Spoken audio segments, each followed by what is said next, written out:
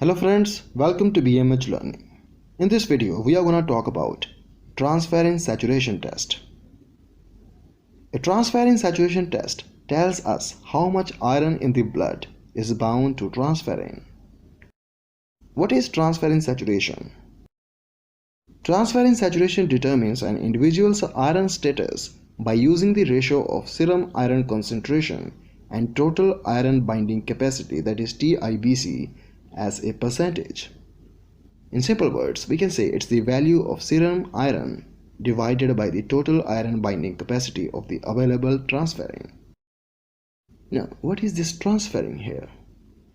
Transferrin refers to the glycoproteins which are produced in the liver. The main functions of these proteins is in the iron metabolism and transportation of iron through blood to various tissues. So basically, transferrin is the main blood protein which binds to iron and then transport it throughout the body. Transferrin saturation is used to check the percentage of the transferrin that is saturated with the iron. Generally, in a healthy person, 1/3 portion of the protein is saturated with iron. The percentage of transferrin saturation increases or decreases depending on iron status. How the test is useful to us? We can say why the test is ordered. The most common use of transferrin saturation test is to determine a patient's iron status, that is either deficiency or overload. Changes in transferrin levels in the blood can indicate iron-related conditions. Generally, if the transferrin levels in the plasma are increased, then this leads to a decrease in transferrin iron saturation. And these together results in an increase in TIBC, that is total iron binding capacity. So if the transferrin saturation percentage is low, it can indicate low states of iron in the body, that is iron deficiency, anemia and pregnancy.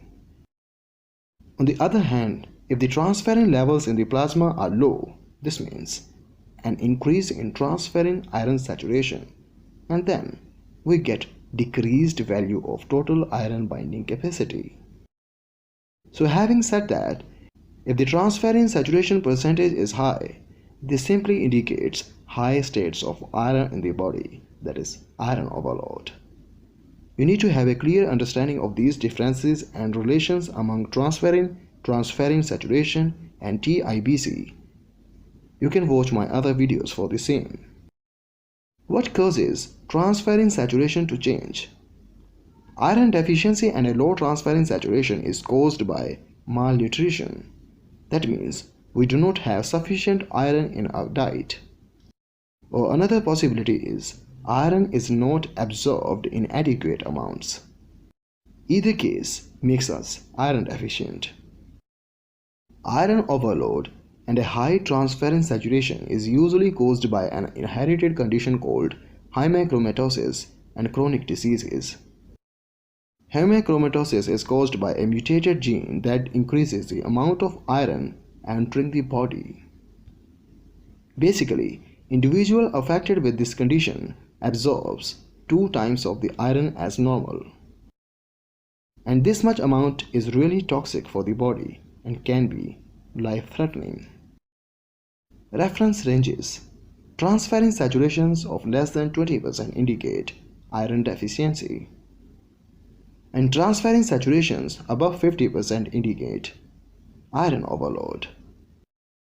Transferrin reference range in males is 20 to 50% and for the females is 15 to 50%.